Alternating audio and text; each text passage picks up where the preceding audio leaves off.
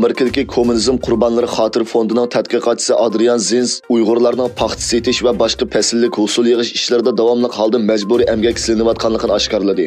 Tadqiqotchi Adrian Zinz 9 may kuni e'lon qilgan yangi dokladida Xitoy hukumatı yezi egiligini keng ko'lamda mashinalashtirganligini ilgari sursimi, Uyg'urlarning izchil majburiy paxta terishga yo'tkalganligini bildirgan.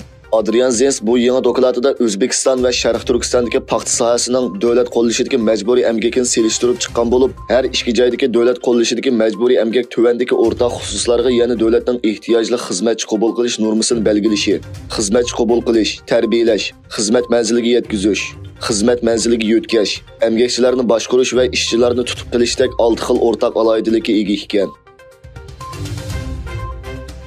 Xitoy Tashqi ishlar ministri Chingang 9-may Germaniya Tashqi ishlar ministri Annalena Baerbock bilan ko'rishib, ancha natijalik bo'lmagan Germaniya ziyoratini oxirlashtirgan.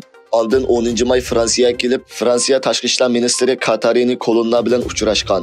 U 12-may kuni Yevropadagi 3 davlat ziyoratining oxirgi bekiti bo'lgan Norvegiyaga kelgan. Ammo Chingang Norvegiya Tashqi ishlar ministri Anniken Huitfeldt bilan ko'rishayotgan daqiqalarda Norvegiya Tashqi ishlar ministrlik binosining oldida Uyg'urlar va boshqa kishilik huquq tashkilotlarining birlashma namoyishlarining g'azablik sadolari yangragan. Dunyoga dağlıq Disney şirketi 2022-yili Uyg'ur diyorida Mulan nomli filmni ishlagandan keyin dunyo miqyosida zo'r tanqidga duch kelgan hamda qirg'inchilik davom qilayotgan bir makonda bundaq bir film ishlash mohiyati Xitoy hukumatiga xushomad qilganlikdan boshqa narsa emas degandek fikrlar o'tirg'i chiqqan edi. Shu vaqadan keyin Disney shirkatining rahbarlari Uyg'ur qirg'inchiligining shohidlari bilan yuzturan ko'rishish va suhbatlashish haqida va'da bergan.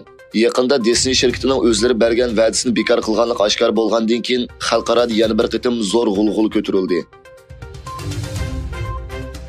Janubiy Osiyo Demokratik Munbirining doklatiga qaraganda, mutaxassislar Xitoy doiralarining Nepalda Bejonni qo'llaydigan hukumat tashkillash urinishining mag'lub bo'lganligini o'ttirib qo'ygan. Ma'lum bo'lishicha, Xitoy Kompartiyasi Nepalda Bejon doiralariga foydali birlikka kelgan sol partiya qurishga uringan. Bu maqsadga yetish uchun Xitoy ikki cho'ng kommunist partiyaning birlashib Nepalda kuchli kommunist kuch hosil qilishni qo'llagan. Yaponiya davlat bexatarligini ko'zda tutib, Yaponiyaning g'arbiy janubidagi Miyako orlig'i vatanparvar nomli boshqarilgan bomba o'rinlashtirgan.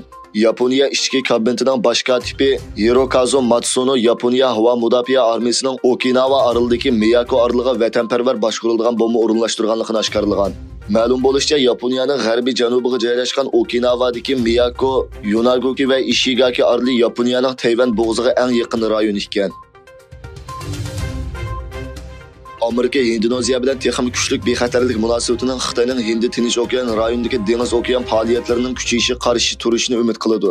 Indoneziyada ziyorat bo'layotgan Amerika armiyasi bosh shtab boshlig'i Indoneziya davlat mudofaa ministri Prabowo Subianto bilan ikki davlatning hamkorligini oshirish va harbiy manevrni kengaytirish to'g'risida suhbatlashgan. McConnell o'rtaq manfaatlar asosida erkin va ochiq Hind Tinch okeanini barpo qilish maqsadida qadam tashlanayotganligini ta'kidlagan. Xitoy bozor nazorat qilib boshqarish organi Tesla'ning bexatarlik xavfi sababidan Xitoydagi 1 million 100 ming mashinani qaytarib olganligini aytdi.